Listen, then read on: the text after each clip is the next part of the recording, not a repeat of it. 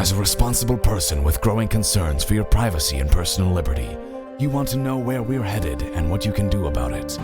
We ask the experts what you need to do to take prudent and responsible action to safeguard your family's wealth and well-being, and what basic first steps will help you to be aware and prepared. ReluctantPreppers.com. Welcome back, Reluctant Preppers. We have a very special guest tonight, Dr. Arthur T. Bradley. He's a senior engineer at NASA. He's an Army veteran, martial arts expert, author of multiple books on preparedness, and also, most recently, author of the Survivalist series available on Amazon. Dr. Bradley is here with us today to talk about a very particular type of threat to anyone who lives in an industrialized country. Dr. Bradley, thank you for joining us here on Reluctant Preppers. Sure, thank you for having me. You've written recently about the reality, the risks, and the types of threat that come from an electromagnetic pulse, or EMP. And it's a bit ironic that bringing this up in the preparedness community, because so often the most characteristic caricature that's sometimes portrayed of people who are consider themselves preppers is they talk about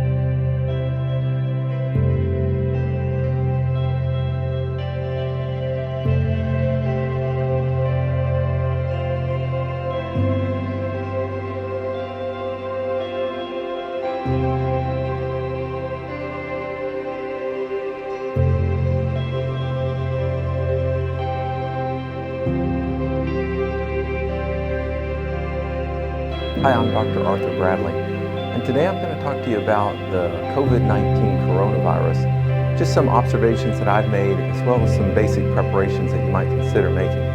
All right, so let me start off by saying I'm not a medical doctor or a virologist. My doctorate is in engineering, okay? So take my advice accordingly, all right? I'm not a medical professional. What I am is a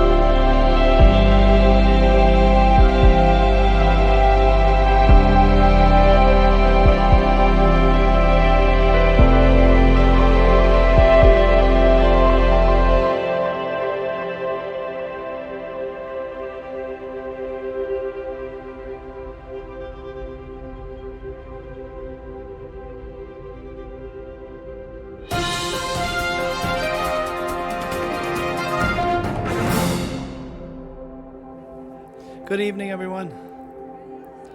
Hi. My name is Guy Sergi, and I'm a Kevin Harrington Student Ambassador. On behalf of the faculty, staff, and students here at the Institute of Politics, we'd like to welcome you. don't get out of the way, all right? Now, you have to recognize that. What are a few examples? Anybody? Hurricane? Iffy. I say maybe. Sometimes you can survive it, and sometimes you can't, right? It was a governor, I forget which one it was. I think it was down in Florida.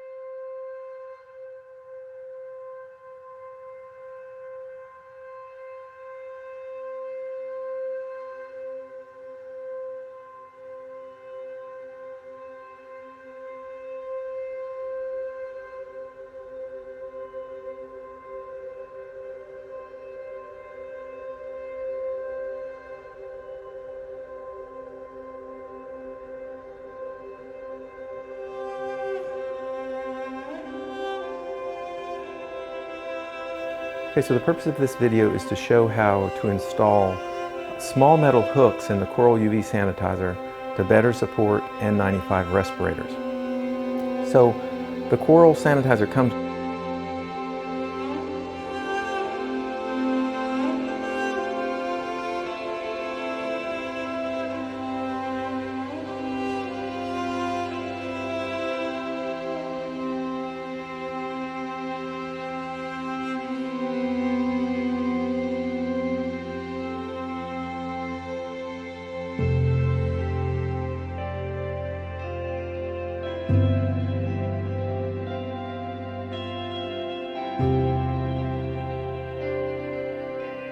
Okay, so let's talk about how to protect a home from an EMP or solar.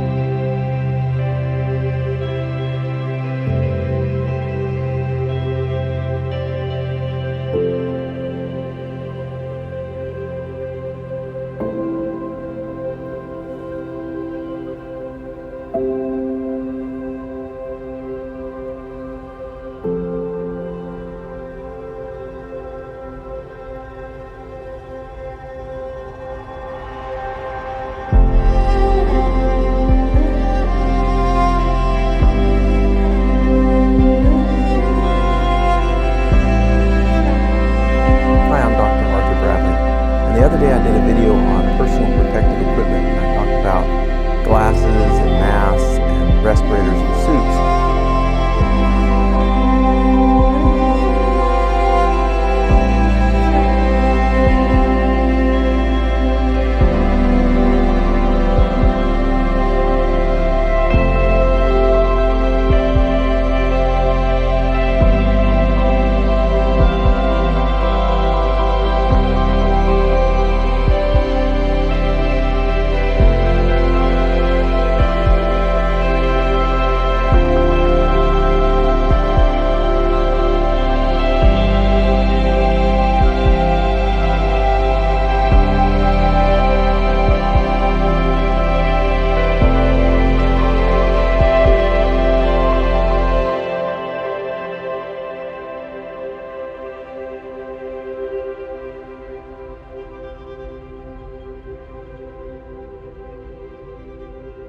Okay, so let's talk about how to protect.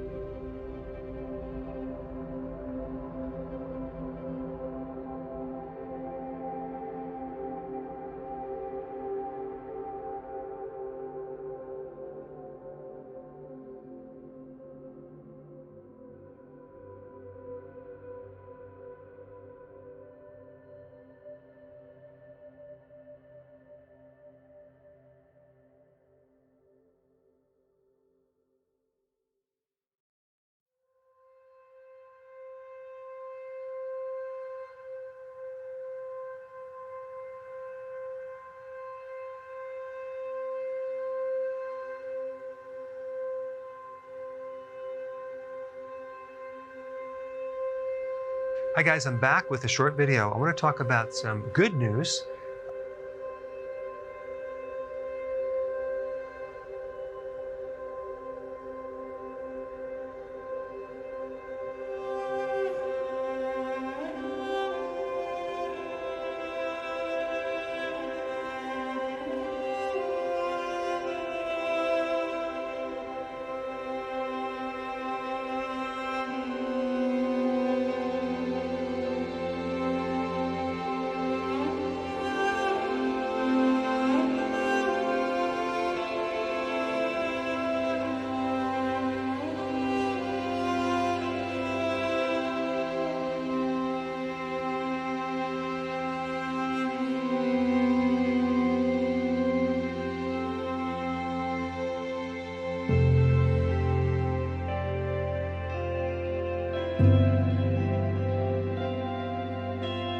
Now, if we look at a virus from the viewpoint of it being our enemy, it has certain strengths and weaknesses, right? You would never want to attack an enemy like a virus from its strengths. You would want to attack its weaknesses.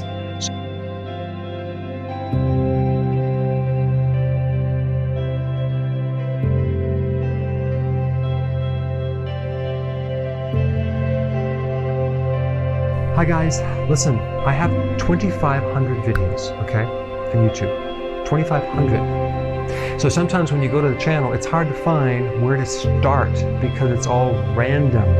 So I wanted to create a beginner's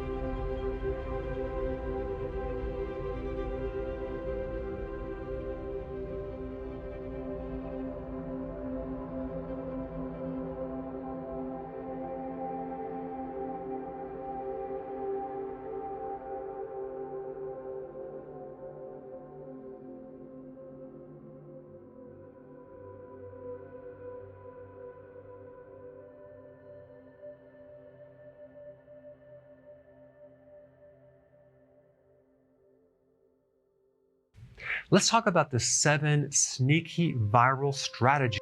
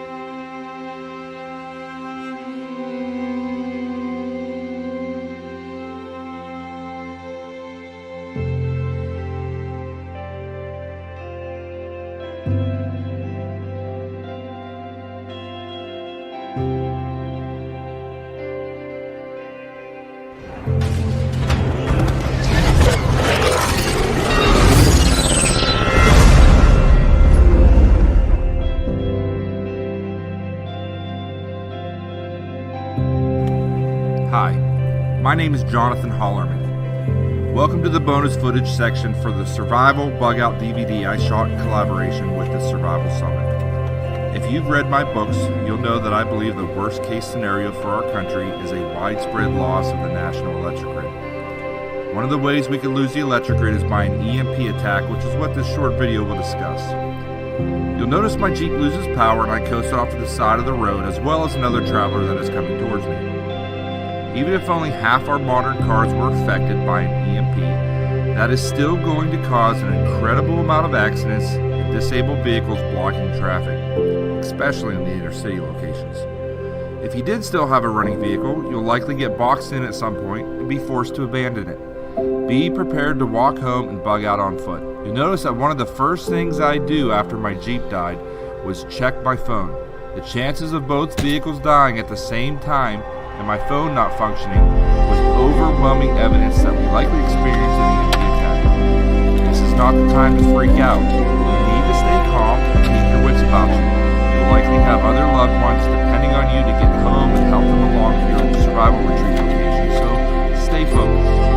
The first thing I do is rummage through my glove compartment and center console to see if there's anything there I'm going to need down the road. You'll see I grabbed my spare magazine from my pistol and found a spare flashlight, as well as a few other miscellaneous items that may come in useful down the road.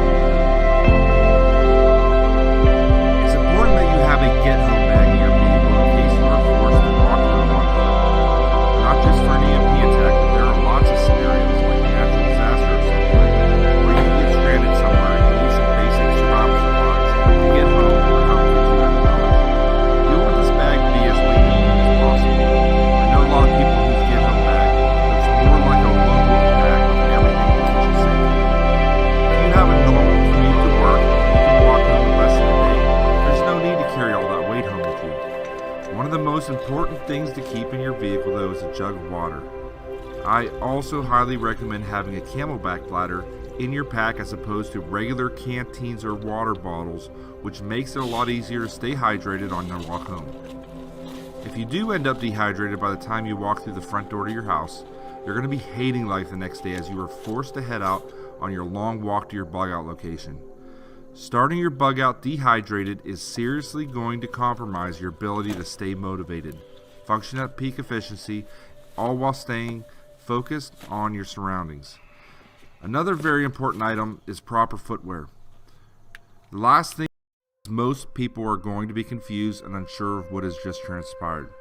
In my first book, the main character actually pulls his co-workers into the conference room and spends 10 minutes explaining to them what is actually going on and pleading with them to flee the big city. It's only natural to want to help those people around you. However, you want to keep those discussions brief. Your ultimate goal on day one is to get home to your family and get them out of town and to safety as quickly as possible. Again, I am describing the worst case scenario where your car breaks down or gets boxed in on your drive home from work and you're forced to walk the rest of the way. If you had a running vehicle in this situation and were able to drive it home, you'd want to do so immediately without passing go or collecting $200. If you live in the city or suburbs and have a running vehicle in this scenario, you must race home, grab your family, your gear, and immediately flee the city. Every hour that goes by after an EMP attack, you risk getting trapped in the traffic jam of cars fleeing the city. This is why it's so important to have your family's bug-out bags packed and ready to go at a moment's notice. So to recap, if you have a running vehicle after an EMP attack, get home immediately and get out of town as quickly as possible. If you are forced to walk home and bug out on foot, my advice is to actually spend the rest of day one bartering with local shop owners for things you may need or items you never got around to purchasing beforehand. Some mom-and-pop stores in town may still be open for business and accepting cash. Electricity stores are going to be ransacked by addicts as soon as they figure out the law and order is broken down. If you are forced to walk to your bug-out location, it's important to try and find some way to push your gear as opposed to carrying it on your back. A lot of desperate people on the road, I'd keep your battle rifles undercover for the first day, yet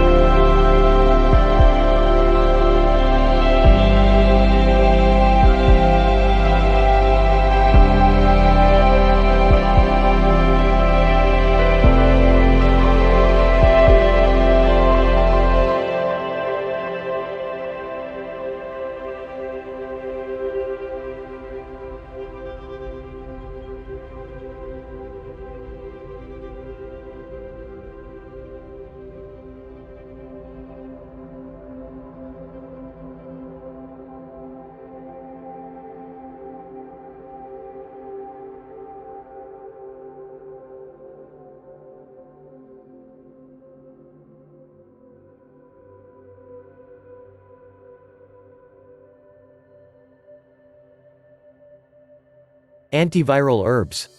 The virus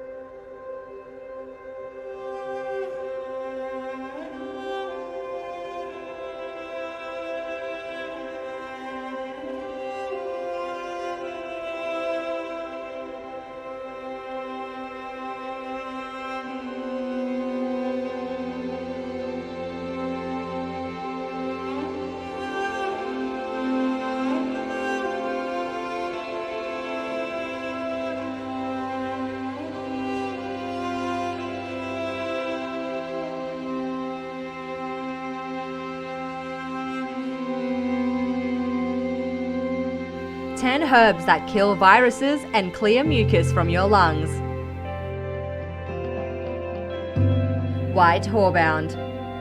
Not to be confused with black horebound, which is used for quite different purposes, white horebound is best known as a remedy for respiratory conditions such as colds and bronchitis.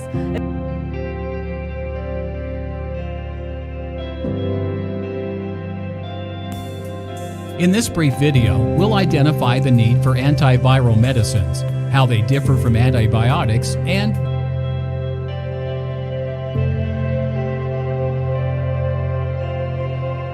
linked in with these conditions is the traditional cold and flu tea.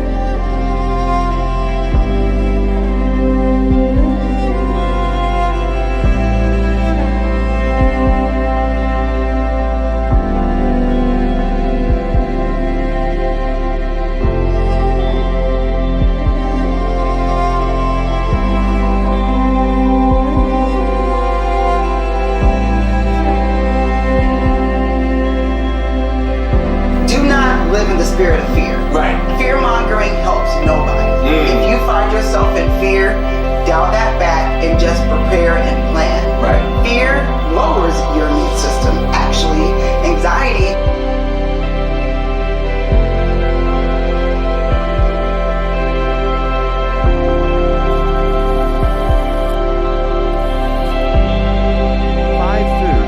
protect you from viral infections. The world has witnessed some deadly viruses like coronavirus, COVID-19.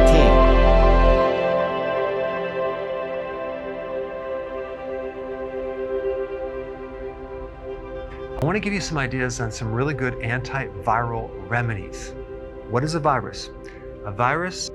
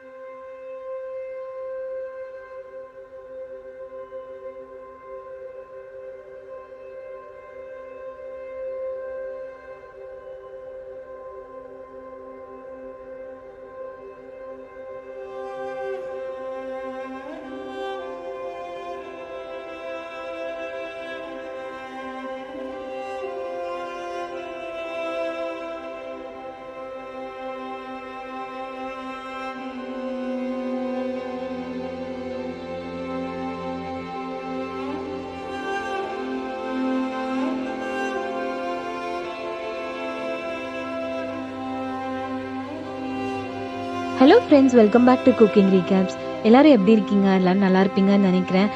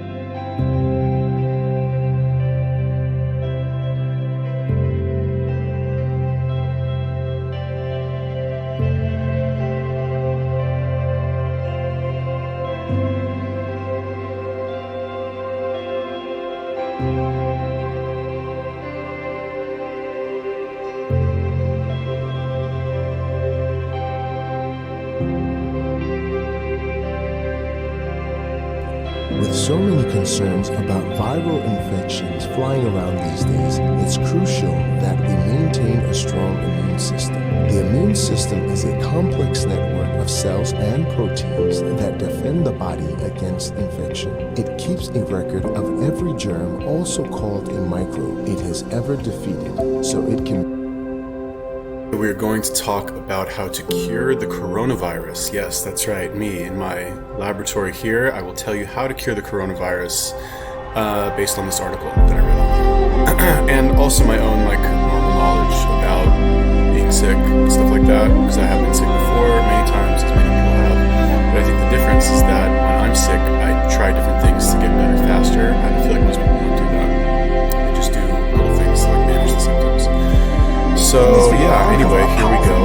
If you have the coronavirus, you are going to want to do these 7 things or eat these 7 foods, I guess. Although I think one of them is really kind of just the most important one. And we'll go over that in a second. The first one it says here is black tea. And I'll just read this just because I don't know information about it. Black tea is rich in a group of pathogen-fighting compounds that can protect against a variety of viral infections.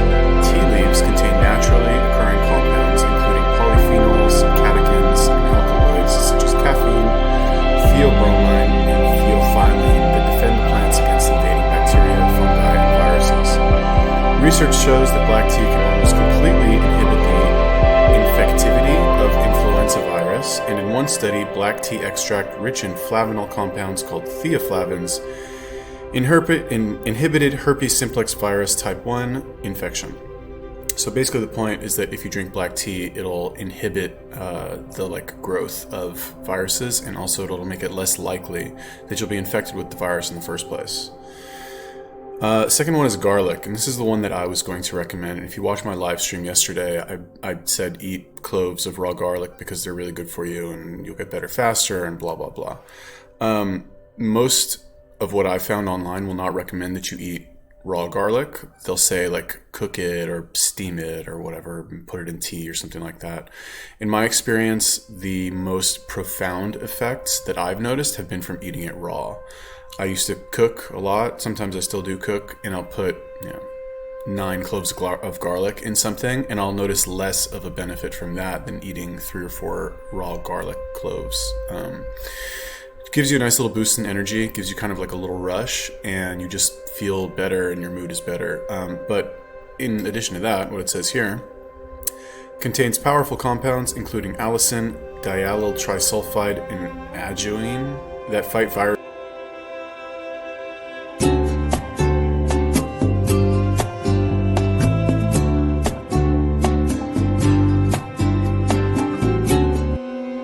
Hey guys, Dr. Josh Axe here. Welcome to Ancient Medicine Today. Today I'm going to be talking about 9 proven flu busters. If you come down with a cold or a flu, I'm telling you, these herbs, essential oils, foods, and natural medicines will work really, really fast in helping you overcome a flu.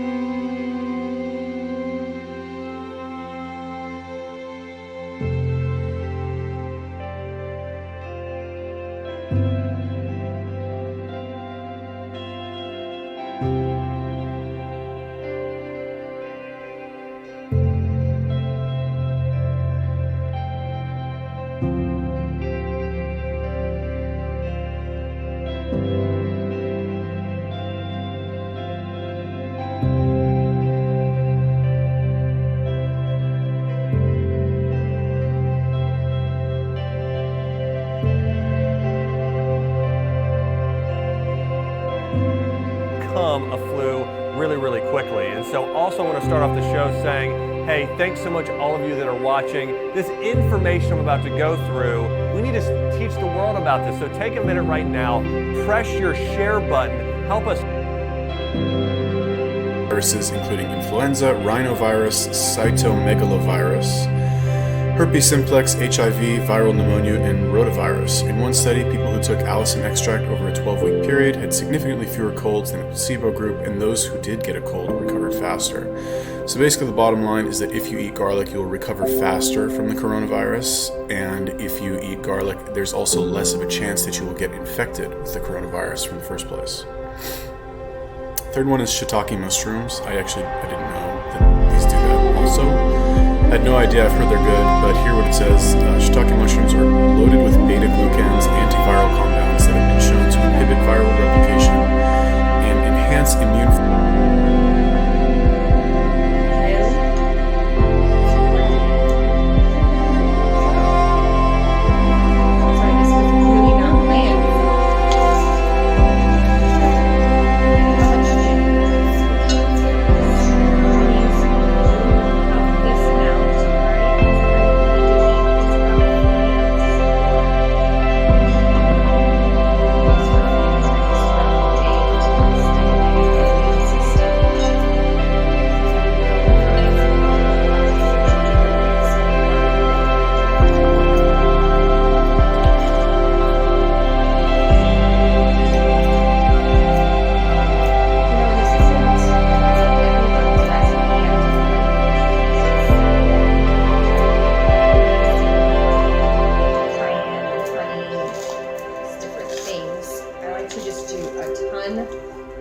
ginger with some lemon juice to make it bioavailable.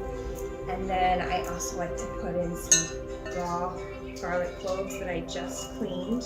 It's important that you just clean them. I'll explain that later too as to what garlic does right when you peel it. Okay.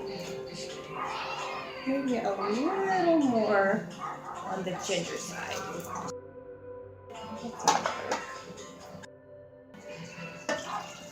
Okay. The juice of 2 lemons. Like I said, I was already kind of started on all of this.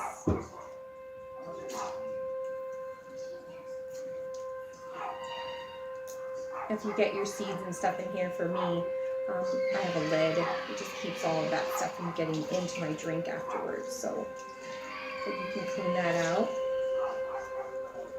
These are nice juicy lemons.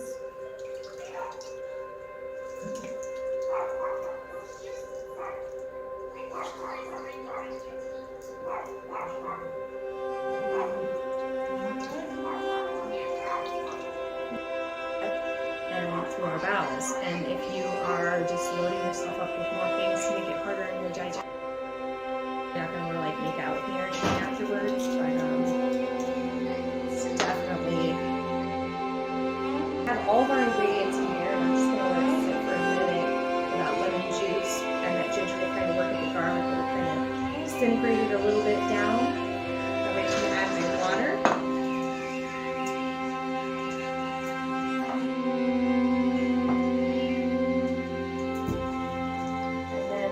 Drinking this throughout the day. It's about 5 cups. You know, not the best at measuring stuff, like you said. Just go heavy. You can't go wrong. Really potent, really powerful.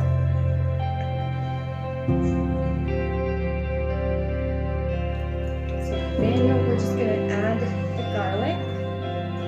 Last step. This does give it a little bit of a kick.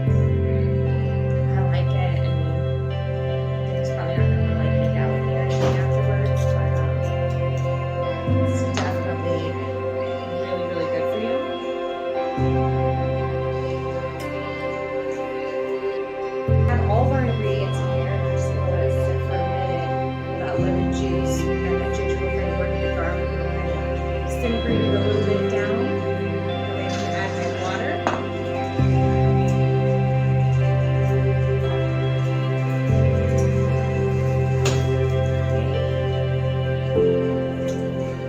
Yeah, you can drink it hot too. That would make it even more available for your body. This is room temperature. I never refrigerate my water. I never drink cold water. Always room temperature.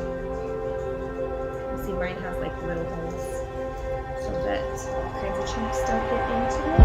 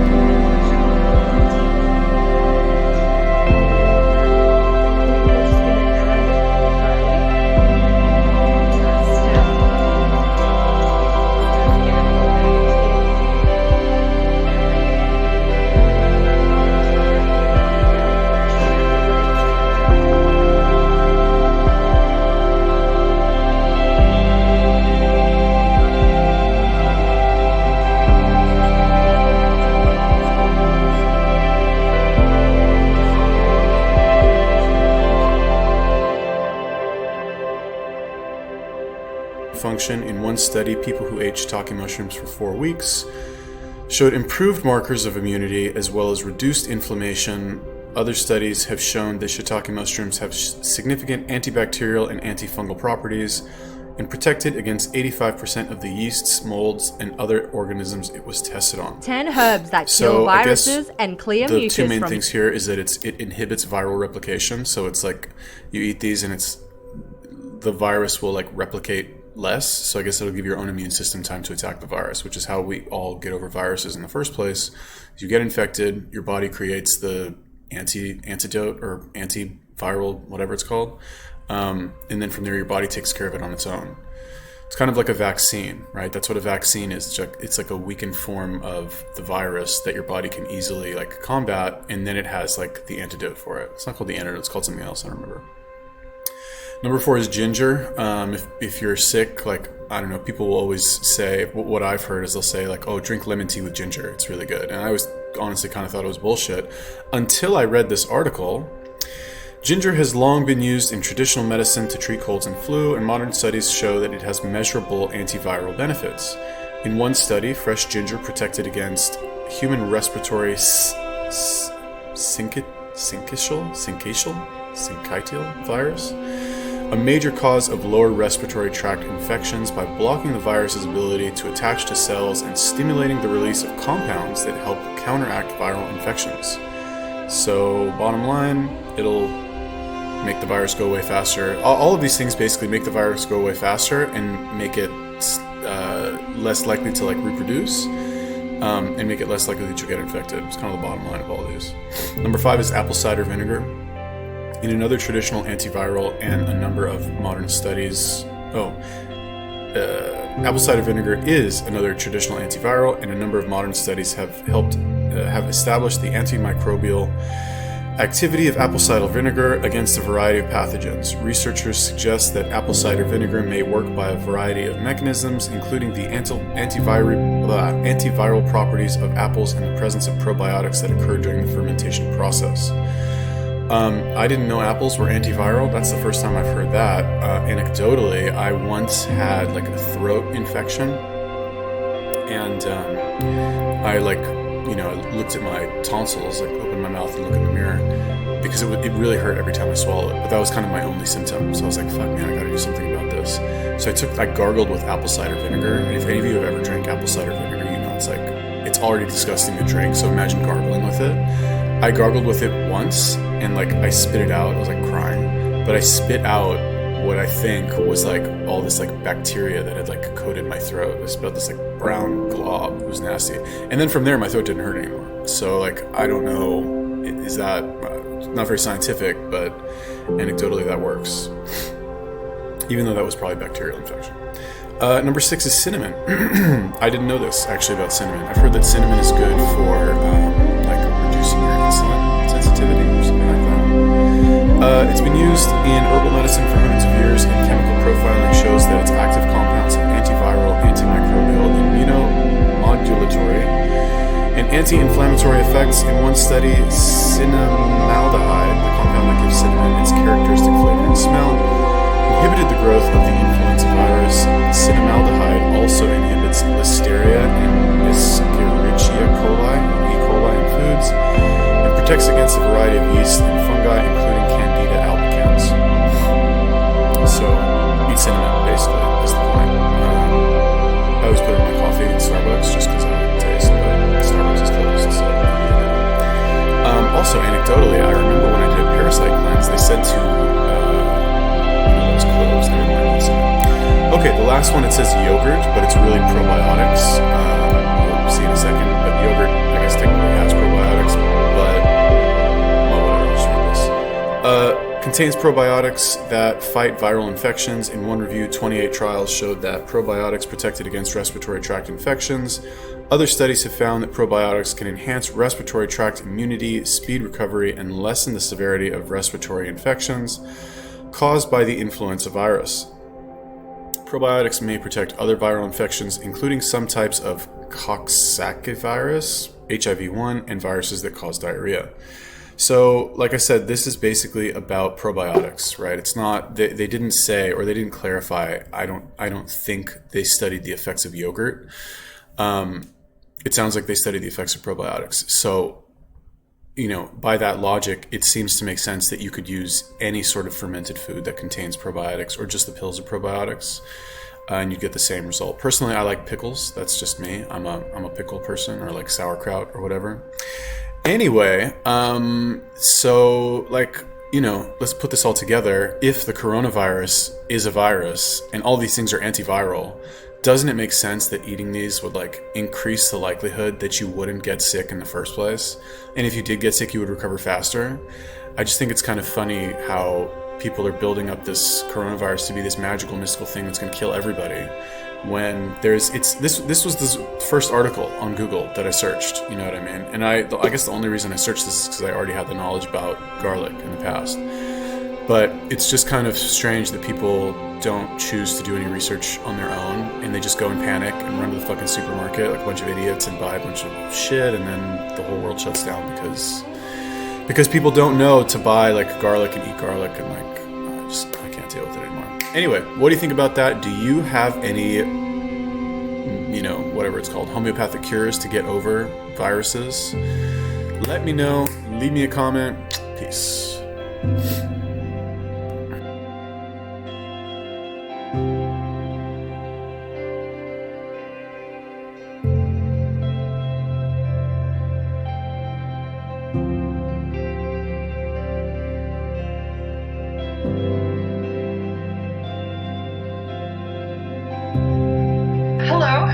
Seattle, Washington. I believe that I contracted the coronavirus from a house party. We had a great time. We were socializing and chatting, listening to music. 3 days later, I woke up in the morning and I felt ill. I was a little bit tired, but I thought that perhaps I had just overdone it the previous weekend and been out. So I went to the office like usual, but in the midday, I started feeling worse. I had a bad headache. I had body aches. I felt tired. So I also felt a little feverish, so I did go home. I worked from home, and that evening I took a nap in the early evening. When I woke up, my temperature was 101 degrees Fahrenheit, and then by the time I went to go to bed, my temperature was 103 degrees Fahrenheit, so that's around 39.4 degrees Celsius. So it was quite high. At that point, I got ready for bed. I took some over-the-counter medicine. I took some acetaminophen, which in the United States is branded as Tylenol. And then I went to bed. The next morning, thankfully, my fever had come down by 2 degrees to 101 degrees Fahrenheit.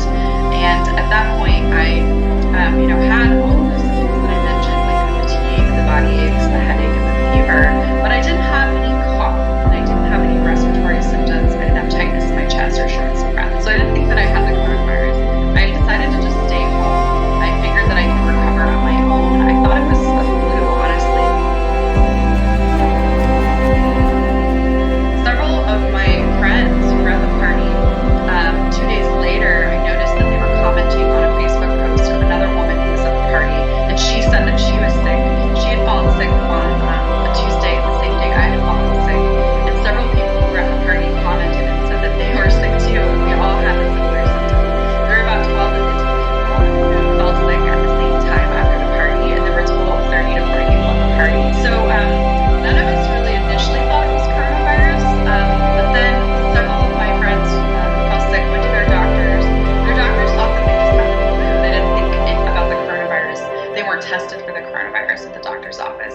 They tested negative for flu and were sent home and told to recover at home. It wasn't until a few days after that that one of my friends on this Facebook post brought up a research study that was happening in the Seattle area called the Seattle Flu Study. So we volunteered and filled out some questions on the internet, got qualified. We were sent an at-home nasal swab test kit.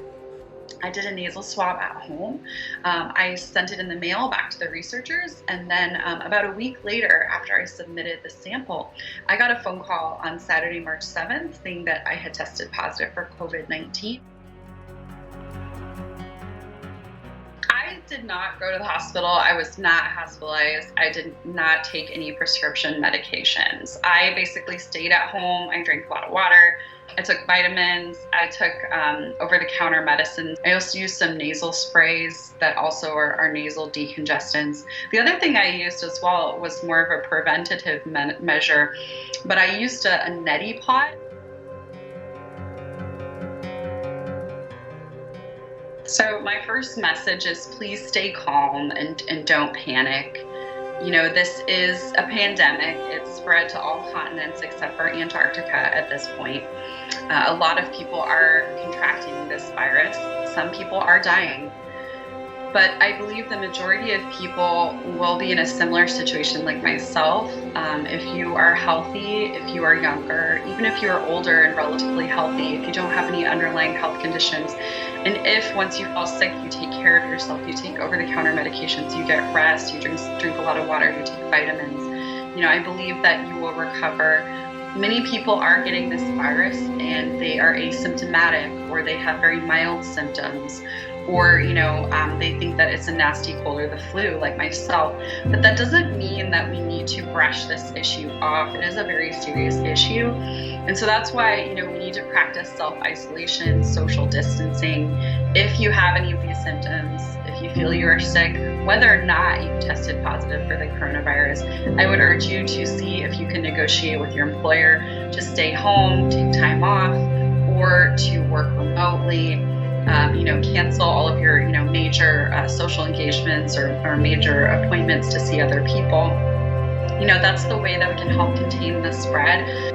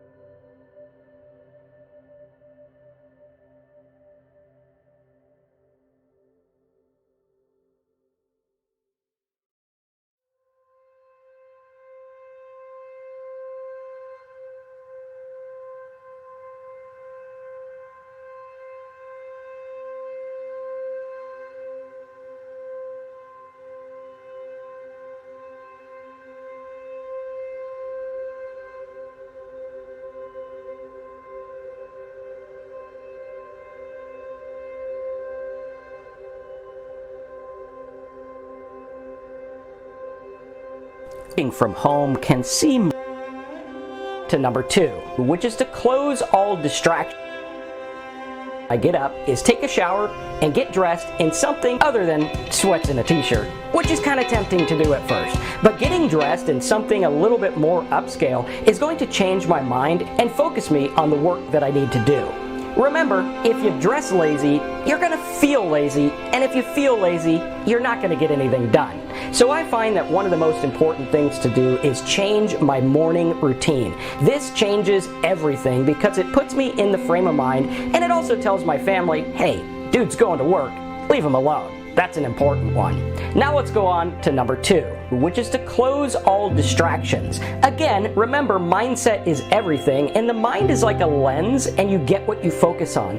And if you try to focus on work, but you have Skype, Facebook, Twitter, however long it takes, I'm going to do this until I get it done. I'm not going to get distracted. I'm not going to get up. I'm not going to focus on whatever gossip my family calls to tell me about what's going on. I'm going to focus on what I need to do. Focusing your mind in this way is going to help you get a lot done in a shorter amount of time, and then you can go on and see what else everyone's doing. Now, number 4 is a really important one. This is to locate a safe space where you're going to get your work done. While it could be tempting to lay on the couch and hang out with everyone, you need to find a place where you can sit upright or stand if that's your thing and focus on what you need to get done. Whether that's in a spare bedroom, your own bedroom, somewhere you can close the door, somewhere you can get isolated and do your own thing, that's the best way to get work done. For me, I had a little office built in my backyard, and I had working calls and deal with all the people you got to deal with, but I make sure I'm home right now. Your family know when you're at your peak time so that they can not bother you. And sometimes those little interruptions can ruin your whole day. And now for number 9. Set a specific go time. This is time that you're going to allot for those tasks that you need to get done, that you might be behind on or backed up on, that you need to do. Set that time and say, I am going to do this in 3 hours. Give yourself that time, block it out, and don't do anything else in that time until you get that task done. This is very important because the more you get distracted, the more your mind's going to be everywhere. And again, protecting your mind is key. Number 10 is very important for entrepreneurs and salespeople, and that is to focus a specific time for the highest paid work. Making these videos is good for my business long term, but sometimes I need to focus on immediate sales and bringing in immediate income. When I get in those times, I like to spend 1 or 2 hours a day just solely focusing on things that will produce a result that day. Whether it's something your boss needs right away, or making a sale, or getting something done that you know is going to produce immediate results. Make sure that you block out time for these things because those are your most important tasks that are going to put money in your pocket. And the idea of work, whether it's working at a job or working from home, is always to put money in your pocket. So we need to focus on those tasks every day, first and foremost. And that brings us into number 11. You're going to notice that in these difficult times, it's easy to get distracted with everything that's going on. But watching the news all day, every day, which is tempting, isn't really going to change your situation. You could simply watch it a couple of minutes a day and get the headlines and figure out what you need to do. But overwhelming your mind with this stuff is not going to help you be productive. And I want you to realize that when working from home, life always gets in the way. There's always some crisis or thing that demands your attention, or something the kids need, or someone's flipping out. And we want to make sure to take care of the important things that need to be taken care of, the real emergencies, and train everyone, hey guys, if it's not a real emergency, I need to guard my mind and I need to focus on what's going on. So resist the urge to check every breaking news report and every text your family sends you, and anything else that can take your mind off what you need to do, unless it's a real emergency. And that brings us to number 12, which is don't panic work. When you work from a place of panic or stress, it's very difficult to get things done, and even when you do, you're not going to be at your best because your mind is focusing on the panic and the things that you're worried about. So you want to make sure that you start from a cool, calm place so that you can actually focus on the things that you need to get done. Resist the urge to be in panic mode, resist the urge to be anxious, and say to yourself, right now, I need to do this. And stressing about something for the next hour isn't going to help, but doing something is going to help. And if I can do something instead of stress about it, I'm going to be way ahead of the rest of the crowd. Which brings us To number 13, resist the urge to save the planet in 8 hours. Remember, you are just one person. You can't do everything. You can't solve all the problems in your business or your job in one day. So take it in stride and realize I can only do what I can do today, and I'm not going to break my neck over this. I'm going to start slow, and I'm going to do what I can do. And at the end of the day, I can say, I did what I can do, and tomorrow I'll start again. But oftentimes when working from home, we like to think that we're Superman, or Superwoman, as it were, where we're going to go out there and save the world in one flying leap. That's not going to happen, but you can take small steps. Remember, the way you eat an elephant, I don't know who eats elephants, but if you were going to eat an elephant, you would eat them one bite at a time, not all at once. So take your work one bite at a time, one day at a time, and 1 hour at a time. This will make you a lot more calm and free you from panic and worry and getting overwhelmed. Which brings us to number 14, and that is to take care of your mind and your body. It's easy when working from home to be cooped up and to work and work and work and stay inside under fluorescent lights or regular lights or LED lights or whatever lighting you have in your house and not go outside. We need to go outside and get fresh air and get vitamin D from the sun and get out of our environment. Getting out of your environment is huge. So schedule a walk, schedule a time to sit outside, schedule a time to be with the kids outdoors and focus on that. And when you're there, focus 100% on being there, not the stuff at work. Taking breaks is key and going outside is key. If you coop up, you're going to get stressed and it's going to affect your mind and you're not going to be able to get anything done. And one thing I learned is that it's good to break for lunch, where you take lunch away from your work. If you give in to the urge to work while eating, it's going to change your mindset and you're not going to be able to separate work from normal time. So take 30 minutes or an hour and go have lunch, spend time with your family, break up the day, and realize that if I don't take care of my mind and my body, I don't have anything. This includes what you drink. A lot of people drink pots of coffee in the morning and wonder why they're anxious. A lot of people don't eat and let themselves get low on blood sugar. This one gets me a lot. Some people drink a lot of alcohol at work. I did this for a couple of years and became an alcoholic, and it damn near ruined my business. And I'm glad to say I'm almost 6 years sober now. So I learned my lesson. And it's very important to make sure that you take care of your body and your mind, because if your mind starts to go or your body starts to go, all bets are off. And this includes if you get sick. If you get sick, allow yourself some time to be sick, relax, and recuperate, because if you don't take care of yourself, you're never going to be.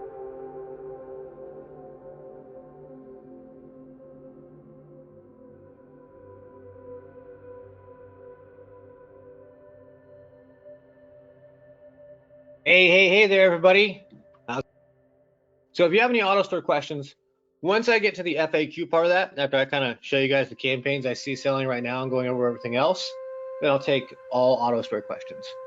But I'm also going to go over the 6-step system again, the system that we use in auto store. This is just text inputs that are about gift from mom, mother-in-law, bonus mom, those are all selling.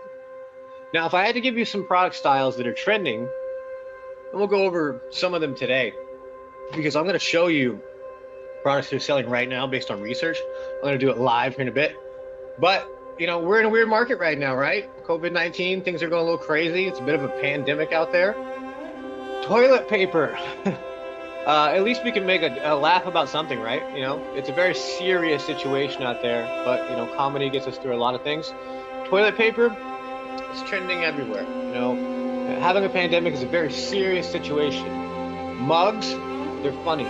They're jokes, you know. Walls around borders are situations that are very serious, but we make funny Trump parody mugs and things like that because laughter on mugs and things of that nature is things that sell. So you don't want to take advantage of anyone in this situation. If you're selling masks or anything like that, you know, don't do that. Those things are needed for a crisis. But if you're putting a mug out, it's a funny toilet paper joke, I say go for it. And I see them trending and I see them all over the place. You don't want to take advantage of a scenario, but I think that love and laughter are some things that the world needs right now. And based on the research that I do in the market that I show you, I think that it kind of agrees.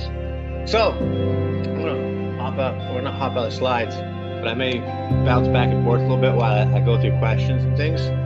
let's talk about the situation. Who here came to talk about the COVID-19 situation? Yes or no? You came here for something else, or specifically this? If you came here for auto store questions, put no. If you came here just to learn the campaigns, just put no. I wanna have an idea. Yeah, yes, no. Yes, both. Mugs. No. Yes, both. Not so much. No. Both. No, yes.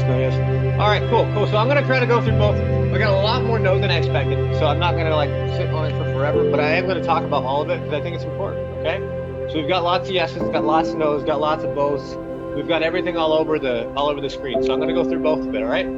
So here's kind of a graph that's going on right now. We've got a pandemic happening that's kind of all over the world. I don't know if you're following it. I'm not following it too much, but a lot of people are getting sick. So I'm not going to go through the different parts of the situation. I'm not qualified to do that with you. I can give you some overviews of how it affects e-commerce, though. I am super qualified to do that. So as of now, right now, the current status of COVID-19, unless you're working in a hospital, there's a lot you can do about it. So right now, it's business as usual. Sales are actually up online. And I don't say that to fear mongering or depression, but I just say this statistically. There's a lot of people online buying stuff. There's people at home, they got nothing else to do. Will that last for forever? I don't know. But I absolutely know for sure right now the sales are up online. And so far, it's business as usual for us. None of our warehouses have been impacted. None of our production has been impacted. Everything's very quick, very fast delivered. But in the future, we don't know.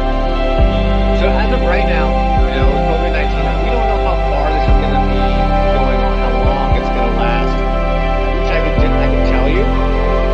But if I told you that, I would just be guessing. I would be pontificating on things that I just don't have the answer to, and I don't want to lead you in a direction by like confidently saying this isn't going to last forever. I can tell by the research and statistics and things I see online this will end. How long will it affect economic things? I have no idea. I don't know. I can't tell you. I wish I could. So as of right now, there are things that are outside of our control. If a pandemic starts to spread somewhere, the reality is there's nothing I can do about it. There's nothing you can do about it. You can't help. The only thing you can help is like stay away from other people. So we have to, at the end of the day, we have to do the only thing that we can do, is we have to focus on what we can control. From a Gearboard perspective, what does that mean? That means holding a call with you guys and talking about it, right? Communication, giving you the ability to ask us questions, ask me questions. If you have any, I haven't talked about it a lot in the group, but anytime anybody's asked about it or gave me a question or emailed me, I haven't avoided it, I answered it immediately. Communication is really important. So that's the big thing, is that I'm going to keep in good communication with you. If you need to email me or talk to me, my personal email is donaldwilson23@gmail.com. I've had the same email for 20 years, not going anywhere. So if you need to talk to us, we'll talk to you. People are asking, are people working now? Yeah, there's tons of people working right now. We have many warehouses. All of our main warehouses are completely open. We have to get products shipped, and there's nothing that's been shut down whatsoever. We have really proactive teams. We have teams that are working on many different shifts. So there's been zero delay whatsoever. But the reality is we have to focus on what we can control. So I have to talk to you guys, cold calls like we're doing now. We have many warehouses. All of our teams are on the ready in different warehouses, and we have a fully redundant network. Now, I didn't put any of the arrows in California because California is actually having issues right now. But this is the Gear Bubble network. I'm going to try and move the question box out here. So we got warehouses in Arizona. We have warehouses in Kansas. We have warehouses in Texas, North Carolina. We have warehouses in Maryland. We have several warehouses in Maryland. We have several warehouses in Pennsylvania. We have several warehouses in Kentucky. We have warehouses in Indiana. We have multiple warehouses and redundancies in Michigan. So unless the entire country straight up shuts down, which again is not in my control, it's not in your control, there's absolutely nothing you can do about it. So don't try. We got you covered. If you have any questions, you can email me. Business is as normal. None of our warehouses anywhere have shut down whatsoever. So if one does, then we're going to just move to other places. We have some redundancies in California that we don't use. It's actually some partner people. they're not on this map. But anything that we do use is on this map, and none of them have shut down whatsoever.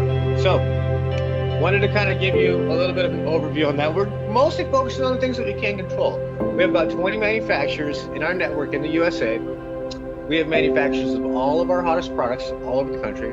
Mugs, necklaces, shirts, global suppliers all over the world. Anything that can be done, anything that's within our control whatsoever, from communication, to talking to all of our employees, to bring employees in, paying them specially, pay all the different things, no matter what can be done, is being done. So we're getting full redundancy networks on there. You know, some of this isn't in our control, but everything that is in our control, we are doing. So here's my conclusions on COVID-19.